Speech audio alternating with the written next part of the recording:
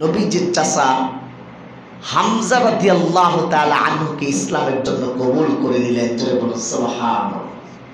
ওই সময় মক্কার মধ্যে বীর বাহাদুরের মধ্যে শক্তিশালীর মধ্যে হামজাও একজন উন্নত মানের যোদ্ধা ছিলেন, শক্তিশালী ছিলেন। জোরে বলুন সুবহানাল্লাহ। ওই সময় হামজা বয়স নবীজির বয়সের পাশাপাশি বয়স, যোদ্ধা 40 বছর 43-44 বছর বয়স হামজা রাদিয়াল্লাহু তাআলা আনহু। আর মানুষ 40 বছর 35 বছর হয়ে গেলে পরিপূর্ণ শক্তি অর্জন করে ফেলে।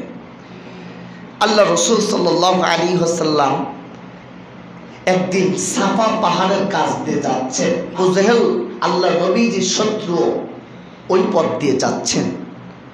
আবু জেহেল নবীজিকে দেখার পরে এত গালাগালি আর এত অকথ্য ভাষায় গালি দিতে লাগলো, যেগুলো একজন স্বাভাবিক মানুষের জন্য সহ্য করা কঠিন হয়ে যায়। কিন্তু নবীজি কোনো কথার উত্তর দিলেন না। নবীজিকে তো আল্লাহ তাআলা ওই সমস্ত কথার থেকে হেফাজত রেখেছেন এবং তার মধ্যে সমস্ত মানুষের চাইতে বেশি ধৈর্য আর সবর দিয়েছেন। এই জন্য নবীজিকে প্রকাশ্যে দিবালোকে আবু জেহেল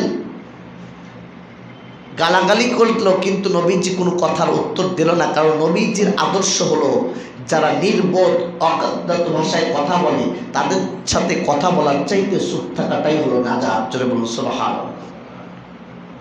এই দিক থেকে আব্দুল্লাহ নামক এক ব্যক্তির দাসী নবীজিকে এই গালাগালি দেখতে পেয়ে মক্কার দিকে রওনা দিয়েছে।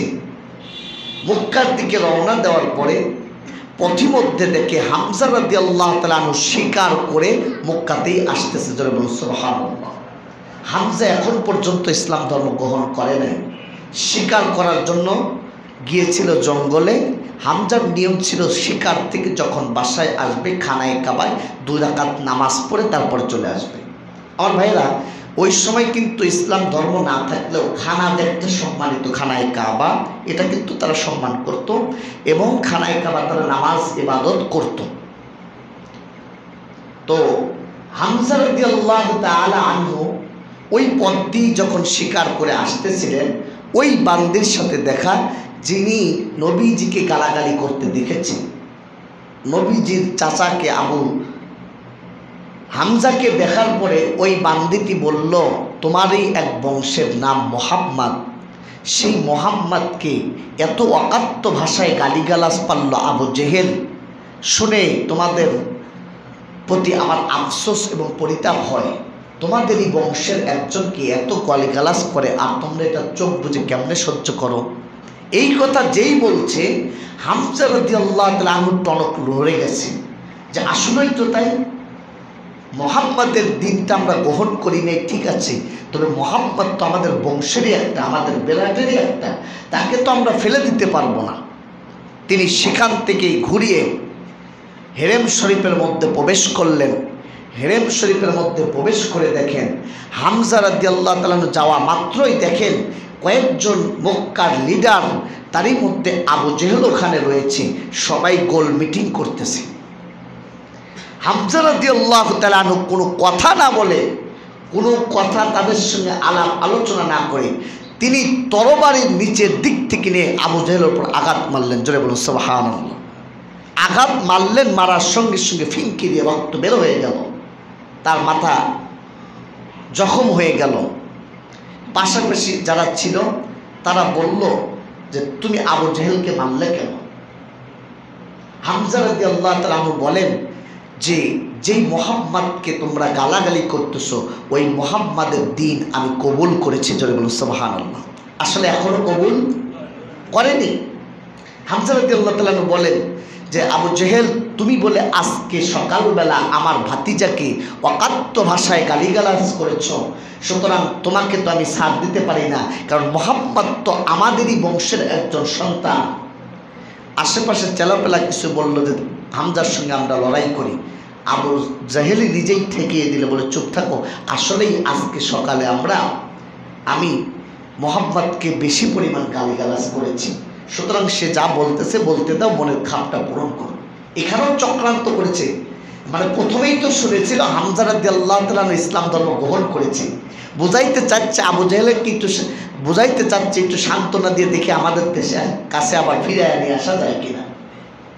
মূলত তখনও হামজা রাদিয়াল্লাহু তাআলা ইসলাম ধর্ম গ্রহণ করেনি। এইভাবে কথোপকথন বলার পরে হামজা রাদিয়াল্লাহু তাআলা আনহু শুয়ে পড়েছেন বিছানায়। বিছানার শোয়ার পরে তিনি রাত্রে তার মনের মধ্যে অস্থিরতা বোধ করছে। একবার শয়তান আসতেছে যে না, তোমার বাপদাদার ধর্ম বাদ দিয়ে তুমি যা বলেছ, ইসলাম ধর্ম গ্রহণ করার দরকার নেই। আজীবন তোমার বাপেরা এই ধর্ম গ্রহণ করেছে, সুতরাং তুমি এই ধর্ম বাদ দিয়ে কি ইসলাম ধর্ম মুহাম্মাদের দিন গ্রহণ করবা? এটা করা তো উচিত হয় না। শয়তান এসে ওয়াসওয়াসা দিচ্ছে। হামজা রাদিয়াল্লাহু তাআলা আনহু বলেন, আমার মনের মধ্যে অত্যন্ত অস্থিরতা বোধ করতে লাগলো। আমি সেখান থেকে উঠলাম। ওঠার পরে খানায় কাবার পাশে গেলাম, যে আল্লাহর কাছে পান খুলে দোয়া করলাম, আল্লাহ আমার মনের তো এই অস্থিরতা বোধ করছে, আপনি তো জানেন হক ও সত্য কোনটা। হক ও সত্য যেটা আছে সেটার দিকে আমার মনকে ধাপিত করে দেন, আমি যেন কোনো কাজের মধ্যে সংশয় বোধ করতে না পারি। ইসলাম ধর্ম মুহাম্মাদের দিন যদি সঠিক হয়ে যায়, তাহলে কোনো সংশয় আর সন্দেহ ছাড়াই আমার মনের মধ্যে যেন ইসলাম ধর্ম গ্রহণ করে, জোরে বলুন সুবহানাল্লাহ। আর যদি মুহাম্মাদের দিন ও ধর্ম সত্য না হয়, তাহলে সেখান থেকে আমাকে হেফাজত করেন। এই দোয়া করলেন। দোয়া করার পরে তিনি সকালবেলা ঘুম থেকে উঠেই তার অন্তরের মধ্যে প্রশান্তি লাভ করলো যে ইসলাম ধর্ম, তোমার ভাতিজা মুহাম্মাদের যে ধর্মটা, এটাই সত্য ধর্ম। জোরে বলুন সুবহানাল্লাহ। এই কথা বলার সঙ্গে সঙ্গে, এই ধ্যানটা মনের মধ্যে অর্জন হওয়ার সঙ্গে সঙ্গে তিনি আর দেরি করলেন না, নবীজির কাছে গিয়ে বললেন, ভাতিজা আমাকে কালেমা পড়ান, লা ইলাহা ইল্লাল্লাহ। নবীজির কাছে গিয়ে তখন কালেমা পড়ে হামজা রাদিয়াল্লাহু তাআলা আনহু ইসলামের সুশীতল ছায়াতলে চলে আসলেন। জোরে বলুন সুবহানাল্লাহ। ইসলাম ধর্ম গ্রহণ করে ফেললেন হামজাও।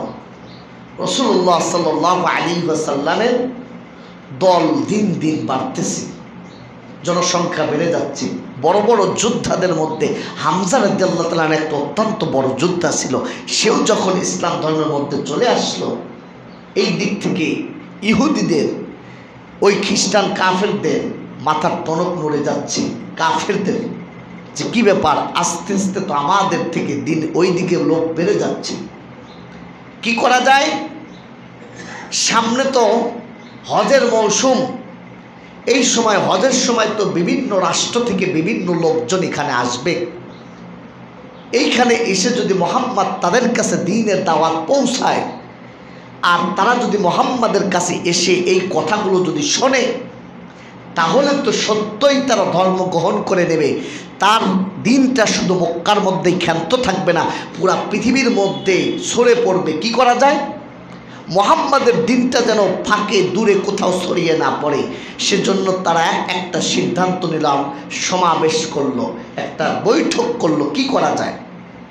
বৈঠকটা যেখানে করলো, ওয়ালিদ ইবনে মুগীরা নামক এক কাফের, এই ওয়ালিদ ইবনে মুগীরার বাড়িতে সবাই জড়ো হলো যে আগামী কয়েকদিনের মধ্যেই হজের মৌসুম, মানুষেরা হজ করতে আসবে বিভিন্ন রাষ্ট্র থেকে। আমাদের কাছে অবশ্যই জিজ্ঞাসা করবে মুহাম্মদ সম্পর্কে। আমরা যদি সকলেই এক কথা বলি, তাহলে মানুষ বিশ্বাস করে নেবে।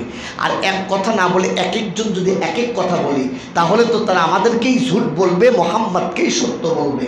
তাহলে এমন কি বলা যায় যেটা বললে মানুষেরা মুহাম্মদের দিন ও ধর্ম গ্রহণ করবে না? কি করা যায়?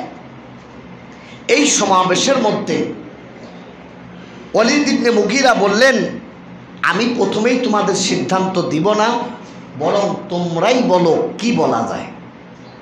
তাদের মধ্য থেকে কেউ কেউ বললেন যে আমরা বলবো মুহাম্মদ একজন জাদুকর। তখন ওয়ালিদ ইবনে মুগীরা ওই সময় বয়োজ্যেষ্ঠ এবং খুব বুদ্ধিমান এবং বড় জ্ঞানী লোক ছিল। তিনি বললেন যে ওনাকে জাদুকর বললে এই কথাটা সম্পূর্ণ মিথ্যা কথা হবে, কারণ মুহাম্মদ তো আসলে জাদুকর নয়, মুহাম্মদের কথা তো জাদুকর কথা নয়। কি বলা যায়? কেউ কেউ বলল তাহলে মুহাম্মদকে আমরা গণক বলে থাকি।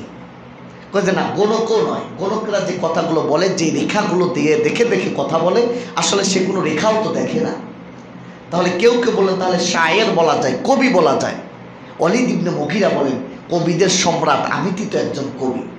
কবিরা যেভাবে আমরা কথা বলি, কোনো কথা তো মুহাম্মাদের কোনো কথা তো আর কবির সাথেও মেলে না, তাই একে তো কবিও বলা যায় না। সবাই চিন্তায় পড়ে গেল, কবি বলা যাচ্ছে না, জাদুকর বলা যাচ্ছে না, গণক বলা যাচ্ছে না। কেউ কেউ পাগলের কথা বললেন, বলে না মুহাম্মাদের যত সুন্দর চেহারা, এই ব্যক্তিকে তো মুহাম্মাদকে পাগল বললে আমাদের কি উল্টা পাগল বলবে, সুতরাং পাগলও বলা যায় না। কি বলা যায়? আমাদের নেতা ওয়ালিদ ইবনে মুগীরা, আপনিই বর্ণনা দিন তাকে কি বলা যায়। ওয়ালিদ ইবনে মুগীরা এবার হাসলেন আর বললেন, শোনো, আসলে আমরা যেটাই বলি না কেন, নবী মুহাম্মদ যেই কথাগুলো বলে এটা মানুষের রচিত কোনো কথা নয়। সুবহানাল্লাহ, এত সুন্দর চমৎকার সুন্দর ছন্দে ছন্দে যত সুন্দর কথা বলে, এটা ঐশী বিধান ছাড়া মানুষের রচিত কোনো কথা নয়। জাদুকরও নয়, তিনি কবিও নয়, তিনি পাগলও নয়। যে কথাগুলো বলে আসলে সব কথাগুলো তিনি যা বলেন আমাদের অনেক ঊর্ধ্বে। তো মূল কথা ওটা না, আমাদের তো ঠেকাইতে হবে তাকে। কিন্তু তারা জানতো যে নবীজির এই কথা জাদুর কথা নয়, কবির কথা নয়, এটা কোনো পাগলের কথা নয়, এটা কোনো গণকের কথা নয়, এটা ঐশী বিধান তারা বুঝতে পেরেছে। তাহলে কি করা যায়? তাহলে কথা হলো এটাই যে একটা কথা তো বলতে হবে, সেটা হলো আমরা সবাই বলবো একটা জাদুকর। এটাই সিদ্ধান্ত হলো যে যেই যাকে জিজ্ঞাসা করবে যে মুহাম্মাদের ব্যাপারে কি সম্পর্ক, আপনারা সবাই বলবেন মুহাম্মদ একটা জাদুকর। এটাই সিদ্ধান্ত হলো। সবাইকে, কিছু কিছু মানুষকে, যেই সব গলিতে অলিতে গলিতে মানুষরা মক্কাতে প্রবেশ করে, সেখানেই 2জন 3জন করে বসিয়ে দিলেন, ভাইয়েরা আমার, আপনারা যারা মক্কাতে প্রবেশ করছেন আপনারা সবাই মুহাম্মদ নামক জাদুকর থেকে দূরে থাকবেন। যারা বলেন সুবহানাল্লাহ। আসলে অনেকের মুহাম্মদ সম্পর্কে ধারণাই ছিল না, বরং ওরা নবীজিকে ঠেকানোর জন্য জাদুকর বলে ঘোষণা করলো, বরং সবার মাঝে নিজেরাই প্রচার করে দিল মুহাম্মদের কথা। যারা বলেন সুবহানাল্লাহ। আরো প্রচার ও প্রসার হয়ে গেল। যেই শোনে, যেই গলি দিয়ে ঢোকে, একই আওয়াজ, মুহাম্মাদের কাছে কেউ যেও না, মুহাম্মদ একজন জাদুকর। সবার মাথার টনকে নড়ে গেছে যে মুহাম্মাদের কথা এত অলিতে গলিতে আলোচনা হচ্ছে। মুহাম্মদ ব্যক্তিরা কেমন জাদুকর, তাকে দেখতে যাওয়া দরকার, তাকে গবেষণা করতে যাওয়া দরকার। সবাই দেখতে যায়, নবী মুহাম্মদকে দেখে দেখে সঙ্গে সঙ্গে ইসলাম ধর্ম গ্রহণ করতে লাগে। যারা বলুন সুবহানাল্লাহ। লস হলো না লাভ হলো? লস হয়ে গেল। চাইলো মুহাম্মদকে ঠেকানোর জন্য, যেটা ঠেকানোর জন্য কথা বলেছে ওইটার কারণেই আরো ভাইরাল বেশি হয়ে গেছে। আমাদের বিভিন্ন আকাবিররা যারা আছে তাদেরকে মানুষ চিনতই না, জেল আর হাজতে দেওয়ার কারণে, অন্যায়ভাবে তাদেরকে গ্রেফতার করার কারণে আজকে বাংলাদেশ নয় পুরো বিশ্বের মধ্যে একদম প্রকাশিত হয়ে গেছে, সবার মাঝে প্রকাশ পেয়েছে। কথা বলুন ঠিক কিনা? আরো ভাইরাল হয়েছে অনেক ব্যক্তি যাদেরকে চিনতই না। ওই একই কথা, মুহাম্মদ সবার মাঝে আরো প্রকাশিত হয়ে গেল। হজের মৌসুমে অনেকেই বিভিন্ন রাষ্ট্র থেকে ইসলাম ধর্ম গ্রহণ করে গেল, কেউ গ্রহণ করলো না। নবীজিকে প্রতিশ্রুতি দিয়ে গেল, সামনে বছর আমরা আরও কিছু লোক নিয়ে এসে আপনার হাতে বায়াত করে ইসলাম ধর্ম গ্রহণ করব। কেউ কেউ সত্য কথা পেল, কেউ কেউ পেল না। এতে মক্কাবাসীরা আরও অসন্তুষ্ট হয়ে গেল। সবাই মিলে পরামর্শ করলো, না এইভাবে তো মুহাম্মদকে ঠেকানো যায় না। কি করা যায়? মুহাম্মদের সঙ্গে স্বয়ং কথা বলা হবে। নবীজির সবচাইতে বড় দুশ্মন এবং শত্রু যারা ছিল, 1 নম্বরে ছিল আবু জেহেল, 2 নম্বরে ছিল আবু লাহাব, 3 নম্বরে ছিল উতবা, 4 নম্বরে ছিল উতাইবা, এরপরে 5 নম্বরে ছিল আপনার কাব বিন, এরকম একজন ব্যক্তি ছিল। এরকম বড় বড় ঘনিষ্ঠ ব্যক্তিরা নবীজির সবচাইতে বড় বড় শত্রু, এবং তারাই ওই সময় মক্কাতে নেতৃত্ব দিত। তো নবীজিকে বললেন যে শোনো, তোমরা যেই দিন প্রচার করতেছো, তুমি যদি টাকা পয়সা চাও তাহলে আমার কাছে বলো, আমাদের কাছে বলো, টাকা পয়সার যত প্রয়োজন মক্কার সমস্ত ধনীদের চাইতে তোমার টাকার অংশটা বেশি বানিয়ে দেবো। 2 নাম্বার, দেখেন যেগুলো দিয়ে লোভ দেখায় মানুষেরা সাধারণত দুনিয়াতে কোন কোন জিনিসের লোভে পড়তে পারে, সেই সমস্ত নবীজিকে অফার দেওয়া হয়েছে। 1 নাম্বার টাকা। যত ধরনের লোভ থাকতে পারে তার মধ্যে 1 নাম্বার হচ্ছে টাকা। নবীজিকে টাকার লোভ দেখালেন যে টাকা যদি চাও তাহলে টাকা আমরা আপনাকে সবচাইতে বেশি টাকা দেব। 2 নম্বরে নারী, আপনি যদি কোনো সুন্দরী নারীকে বিবাহ করতে চান, কোনো সুন্দরী নারীকে যদি পছন্দ করেন, একটা নয় দুইটা নয়, মক্কার মধ্যে অথবা মক্কার বাহিরেও কোনো সুন্দরী নারীকে যদি আপনি চান, সমস্ত সুন্দরী নারীগুলো আপনার কাছে সাপোর্ট করব। 3 নম্বরে, আপনি যদি নেতৃত্ব চান, টাকা, নারী, 3 নম্বর হলো নেতৃত্ব। নেতৃত্ব যদি চান, আমরা সবাই মিলে আপনাকে সর্দার বানাইয়া দেব, আপনাকেই নেতা হিসেবে মানব। তবু আল্লাহর রস্তে এই কথা বাদ দেন। নবীজি একই উত্তর দিলেন, দুনিয়ার সমস্ত টাকার দরকার নেই, সমস্ত নারী তো দূরের কথা, ওই যে সূর্য দেখা যায়, চন্দ্র দেখা যায়, আমার এক হাতে সূর্য আর এক হাতে যদি চন্দ্র এনে দাও, টাকা পয়সা তো দূরের কথা, চন্দ্র আর সূর্য এনে দিলেও আমি নবীজি, আল্লাহ তাআলা যেই মর্যাদা আমাকে দিয়েছে, যে দ্বীনের দাওয়াত দেওয়ার জন্য আমাকে প্রেরণ করেছে, আল্লাহ তাআলা জাত ও সিফাতের কসম, এই কাজ থেকে আমি এক পা পিছনে যাব না। জোরে বলুন সুবহানাল্লাহ। কাফের মুশরিকরা এখানেও ব্যর্থ, নবীজিকে ঠেকাইতে পারলো না। টাকার লোভ দেখায় কাজ হলো না, নারীর লোভ দেখায় কাজ হলো না, নেতৃত্বর লোভ দেখায় কাজ হলো না। কি করা যায়? সবাই পরামর্শ করলো, মুহাম্মদকে আরেকদিন ডাকা হোক। নবীজি মুহাম্মদকে ডাকার জন্য আবার ডাকা হলো, সবাই সমাবেশ করা হলো। সমাবেশ করে বলতেছে, মুহাম্মদ, তোমার দিন তো দিন দিন বাড়তেছে, তুমি আমাদের বাপদাদার ধর্ম বাদ দিয়ে অন্য একটা ধর্মের কথা বলতেছ, তাহলে শোনো, একটা কাজ করলে কেমন হয়? আমরা তো নিজেরাই একজন আরেকজনের মধ্যে গন্ডগোল, ফিতনা, ফাসাদ, তোমার কারণে একজন সন্তান ইসলাম ধর্ম গ্রহণ করলে বাবা মারামারি হচ্ছে, বাবায় সন্তানে মারামারি হচ্ছে, ভাই ভাইয়ের মধ্যে মারামারি হচ্ছে। সুতরাং এই ফিতনা ফাসাদ আর চাই না, একটা কাজ করি সমাধানে। কি কাজ? 1 বছর আমরা লাত ও উজ্জার ইবাদত করব সবাই মিলে, আবার সবাই মিলে 1 বছর তোমার আল্লাহর ইবাদত করব। যারা বলেন নাউযুবিল্লাহ। 1 বছর সবাই মিলে লাত উজ্জার ইবাদত করব, আর 1 বছর সবাই মিলে তোমার আল্লাহর ইবাদত করব। তাহলে আমরা সবাই মিলে মিশে থাকতে পারবো, কোনো রকমের আর গন্ডগোল থাকবে না, আমরা মীমাংসা আসি। আল্লাহ পাক রব্বুল আলামিন পবিত্র কোরআনুল কারীমের আয়াত নাজিল করে জানিয়ে দিলেন, নবী গো, কুল ইয়া আইয়ুহাল কাফিরুন, নবী আপনি কাফেরদেরকে বলে দিন, ও কাফের সম্প্রদায়, লা আ'বুদু মা তা'বুদুন, আমি তাদের ইবাদত করি না যাদের ইবাদত তোমরা করো, ওয়ালা আনতুম মা আ'বুদুনা মা আ'বুদ। আল্লাহ তাআলা জানিয়ে দিলেন, আপনি তাদেরকে বলুন, তোমরা যার ইবাদত করো, আমি আল্লাহ তাআলা তার ইবাদত করি না। আমি যার ইবাদত করি তোমরা তার ইবাদত করো না। তোমরা এতদিন পর্যন্ত যার ইবাদত করে এসেছো, আমি তার ইবাদত করি না। আমি যার ইবাদত করি তোমরা তার ইবাদত করো না। জোরে বলুন সুবহানাল্লাহ। লাকুম দীনুকুম ওয়ালিয়া দীন, তোমাদের ধর্ম তোমার কাছে, আমার ধর্ম আমার কাছে।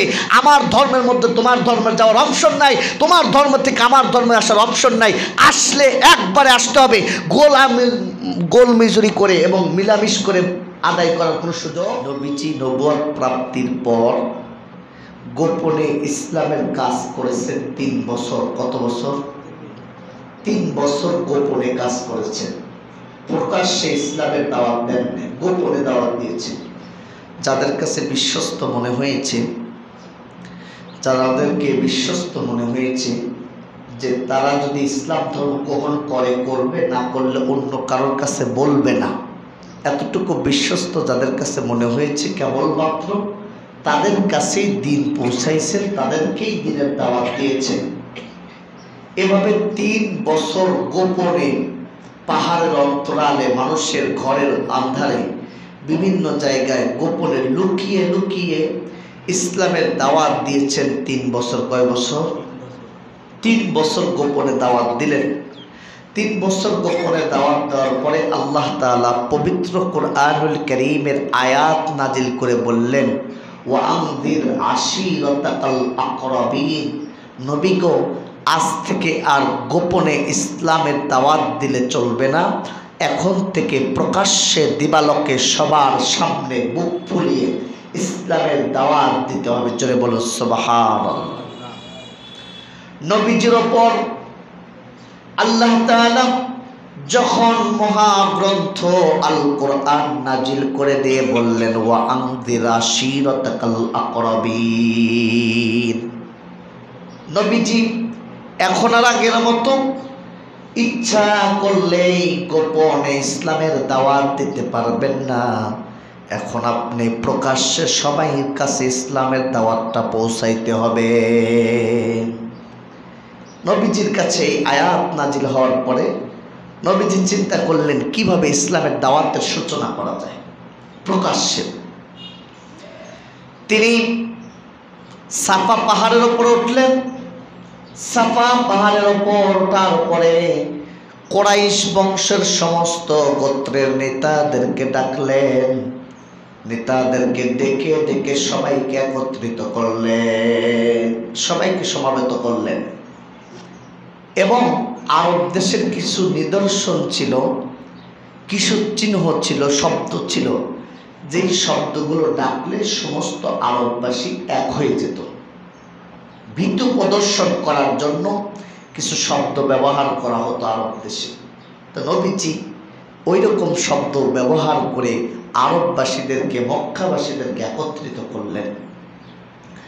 নবীজি ডাক দিয়ে বললেন, মক্কাবাসী, আমি যদি তোমাদের জন্য বলি পাহাড়ের অপর প্রান্তে তোমাদের জন্য শত্রুরা সশস্ত্র অস্ত্র বাহিনী অস্ত্র সহকারে তোমাদের উপর আক্রমণ করার জন্য প্রস্তুতি আছে, তোমরা কি বিশ্বাস করবে? সমস্ত মক্কাবাসী বললেন, হে মুহাম্মদ, যদি তুমি এই কথা বলো আমরা মুহূর্তের মধ্যে এই কথাটা বিশ্বাস করে নেব। সুবহানাল্লাহ। নবীজি বললেন, কেন বিশ্বাস করবেন? কাফের মুশরিকরা বলল, আপনি জীবনে কখনো মিথ্যা কথা বলেন নাই, আপনি কখনো আমানতের খেয়ানত করেন না, আপনি কখনো মিথ্যা কথার ধারের কাছেও যান না, সুতরাং আপনি বললে এই কথাটা সত্য, আমরা মেনে নিব। নবীজি বললেন, তাহলে শোনো, এই দুনিয়ার কোনো শত্রু নয়, যদি তোমরা আমার কথাকে মেনে না নাও অচিরেই তোমাদের ওপর আল্লাহ তাআলার আযাব আর গজব অবতীর্ণ হবে, তোমরা চিরস্থায়ী জাহান্নামী হয়ে যাবে। জোরে বলো নাউযুবিল্লাহ। অর্থাৎ নবীজি দিনের দাওয়াত দিলেন, সবাইকে ডাক দিয়ে বললেন, তোমরা লাত ও উজ্জার ইবাদতকে ছেড়ে দাও, 365 খোদার ইবাদত ছেড়ে দাও, একমাত্র আমার আপনার আমাদের সবার সৃষ্টিকর্তা যিনি, সেই আল্লাহ তাআলার ইবাদতের দিকে আমাদের ধাপিত হতে হবে। নবীজি কথা বলে শেষ করতে না করতেই নবীজির চাচা আবু লাহাব বললেন, তাব্বান লাক আলিহাদা জামাতানা, হে মুহাম্মদ, তুমি ধ্বংস হও, এই কথা বলার জন্যই কি আমাদের একত্রিত করেছ? নবীজিকে অভিশাপ করলো, ইসলাম ধর্ম গ্রহণ করলো না, সবাই যার যার মতো চলে গেল এক আল্লাহর দাওয়াত দেওয়ার জন্য। এতদিন পর্যন্ত নবী মুহাম্মদের চাইতে শ্রেষ্ঠ সন্তান মক্কাতে কেউ ছিল না, কিন্তু যেই মাত্র নবীজি ইসলামে এক আল্লাহর দাওয়াত দেয়, এক আল্লাহর কথা বলে, ওই সময় মক্কাবাসীরা সবাই নবীজির দুশমন আর শত্রু হয়ে গেল। জোরে বলো নাউযুবিল্লাহ। নবীজি আমার সেখান থেকে চলে আসলেন।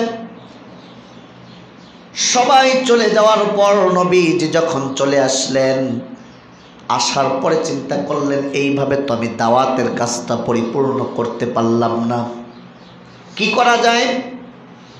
হযরতে আলী রাদিয়াল্লাহু তাআলা আনহুকে ডাকলেন। তিনি বললেন, সমস্ত গোষ্ঠীদের দাওয়াত দাও, আমার আত্মীয় স্বজন যারা আছে সবাইকে দাওয়াত দাও, তাদেরকে খানা পিনার আপ্যায়নের ব্যবস্থা করব। নবীজি তাই করলেন। কিছু রুটি, কিছু গোশতের ব্যবস্থা করলেন, সাথে দুধ রাখলেন। আর আত্মীয় স্বজনের যারা ছিল তাদেরকে দাওয়াত করে দুপুরে খাবারের ব্যবস্থা করলেন। নবীজি সামান্য দুধ, সামান্য গোশত, রুটি সবার কাছে পৌঁছিয়ে দিলেন। সবার খাওয়া শেষ, নবীজি কিছু কথা বলবেন, ওই সময় ওই আবু লাহাব দাঁড়িয়ে গেল। দেখেছো আমাদের ভাতিজার কাণ্ডকলাপ, দেখছো কি জাদুটাই না করেছে। সামান্য পরিমাণ দুধ, সামান্য পরিমাণ গোশত আর রুটি 40 জন আমাদের বড় বড় মানুষদেরকে খাওয়ায় ফেললো, এখনও কিছু অবশিষ্ট দেখা যায়। যারা বলো সুবহানাল্লাহ। সুতরাং এই জাদুকর মুহাম্মাদের কথা শোনা যাবে না, চলো আমরা চলে যাই। নবীজি কথা বলবেন কিন্তু থামাইতে পারলেন না কাউকে। নবীজি এখানেও মনটা খারাপ করলেন যে সবাইকে কিছু বলার জন্য আপ্যায়নের ব্যবস্থা করলাম, আপ্যায়ন করলো কিন্তু কথা না শুনেই চলে গেল। নবীজির মনটা একটু খারাপ। পরের দিন আবারও তিনি সবাইকে দাওয়াত করলেন, আপ্যায়নের ব্যবস্থা করলেন। সবাইকে আপ্যায়ন করার পর নবীজি বললেন, দাঁড়াও, আজকে তোমরা কেউ যেও না, আমি তোমাদের সামনে কয়েকটা কথা বলতে চাই। সেটা হলো, আল্লাহ রাব্বুল আলামিনের পক্ষ থেকে আমাকে আল্লাহর রসুল হিসেবে প্রেরণ করেছে। যদি তোমরা আমাকে মেনে নাও, আমি যেহেতু তোমাদের বংশ থেকে হয়েছি, তোমাদের চাইতে সম্মানিত, তোমাদের চাইতে সম্ভ্রান্ত এই পৃথিবীতে আর কেউ থাকবে না। আর যদি তোমরা আমার আনার দিনকে গ্রহণ না করো, তোমাদের চাইতে লাঞ্ছিতও বেশি কেউ হবে না। নবী যেইভাবে দাওয়াতটা পৌঁছালেন, কিন্তু এই যে বদমাইশ আবু লাহাব আবারও দাঁড়িয়ে গেল। আবু লাহাব বললেন যে, তুমি যেমন একটা ফাজলামো কাজ শুরু করেছ, তোমার এই দিনটাকে আমরা বাপ দাদার ধর্ম বাদ দিয়ে তোমার দিন গ্রহণ করতে পারবো না। আমার ভাইয়েরা, সেখান থেকে শুরু করে নবীজিকে মানসিক চাপ এবং সকল দিক থেকে যন্ত্রণা দেওয়ার জন্য তিনি উঠে পড়ে লাগলেন। নবীজির দুইটা মেয়ে ছিল, একটার নাম জয়নব আর একটার নাম ছিল উম্মে কুলসুম। মেয়ে তো মোট 4টা, তার মধ্যে জয়নব এবং উম্মে কুলসুম এই দুইটা মেয়ের বিবাহ হয়েছিল আবু লাহাবের 2 ছেলে উতবা এবং উতাইবার সঙ্গে। আবু লাহাব তার সন্তানদেরকে বললেন, মুহাম্মাদের দিন থেকে যেন চলে আসে, মুহাম্মাদকে মানসিক চাপ দেওয়ার জন্য তার 2টা সন্তানকে আদেশ করলেন, এই মুহূর্তে তোমরা 2 জন আমার সন্তান মুহাম্মাদের 2 মেয়েকে উম্মে কুলসুম আর রুকাইয়াকে ছেড়ে দাও, যাতে মুহাম্মাদ থেকে যায়, মানসিক চাপ আরো বেশি পেতে থাকে। জোরে বলুন নাউযুবিল্লাহ। সন্তান 2টা উতবা এবং উতাইবা বাবার কথা মতো 2টা নবীজির কন্যাকে ছেড়ে দিল। জোরে বলুন নাউযুবিল্লাহ। ছেড়ে দিয়েছে। পরবর্তীতে এই 2টা মেয়ের বিবাহ হয়েছে ওসমান রাদিয়াল্লাহু তাআলা আনহুর সঙ্গে। একজন মেয়ের বিবাহ হয়, পরে মারা গেলে তারপরে আরো উম্মে কুলসুমকেও তার সঙ্গে বিবাহ দেয়। এতে ওসমান রাদিয়াল্লাহু তাআলা আনহু সম্মানিত হলেন। 2 মেয়ের একসঙ্গে বিবাহ করতে পারলেন। নবীজির 2 কন্যাকে বিবাহ করে তিনি উপাধি লাভ করলেন জি নুরাইন। জোরে বলুন সুবহানাল্লাহ। পৃথিবীতে একমাত্র ওসমান এমন একজন ব্যক্তি যিনি একই নবীর 2 মেয়েকে বিবাহ করার সৌভাগ্য অর্জন করেছেন। পৃথিবীতে এমন কোনো মানুষ নাই যেই মানুষটা একাই নবীদের 2 কন্যাকে বিবাহ করেছে, এমন কোনো মানুষ নাই, শুধুমাত্র ওসমান বিন আফফান যিনি একাই, সেটাও ভিন্ন ভিন্ন নবী নয়, একই নবীর 2 মেয়েকে বিবাহ করার গৌরব অর্জন করেছেন। জোরে বলুন সুবহানাল্লাহ। আমার ভাইয়েরা, এইভাবে নবীজি দিনের দাওয়াত যখন প্রকাশ্যে দেওয়া শুরু করলেন, মক্কার সমস্ত কাফেরগুলো নবীজিকে চাপ সৃষ্টি করতে কোনো রকমের ত্রুটি করে নাই। মানসিক চাপ দিয়েছেন, সকল প্রকারের চাপ দিয়ে নবীজিকে ঠেকানোর চেষ্টা করেছেন, নবীজিকে বাধা দেওয়ার চেষ্টা করেছেন, বাধা দেওয়ার পরিকল্পনা সর্ব অবস্থায় করেছেন। কিন্তু নবীজি যে ধর্ম নিয়ে এসেছেন, এটার সংরক্ষণের দায়িত্ব তো স্বয়ং আল্লাহ রাব্বুল আলামিন নিয়েছে। জোরে বলুন সুবহানাল্লাহ। নবীজিকে তো এই কাজ থেকে হাজারো চেষ্টা করে কি করা যায় না, পিছনে ফেলানো যায় না। কারণ আল্লাহর নবী যে দিন নিয়ে এসেছেন, দিনটা পর্যায়ক্রমে বাড়তেছে, জনসংখ্যা বাড়তেছে, জনসংখ্যা বাড়তেছে। জোরে বলুন সুবহানাল্লাহ। রাসূলুল্লাহ সাল্লাল্লাহু আলাইহি ওয়াসাল্লামের কাছে যারা ইসলাম ধর্ম এখনো পর্যন্ত গ্রহণ করেছে, তারা ছিল গরিব, দুর্বল, অসহায় মানুষগুলো। দুর্বল অসহায় মানুষগুলো ইসলামের পক্ষে কাজ করে, ইসলাম ধর্ম গ্রহণ করেছে। তারা তেমন কোনো ইসলামের জন্য ভালো কাজ করতে গেলে পারে, তেমন দাপট নিয়ে কাজ করতে পারে না, সবাই দুর্বল।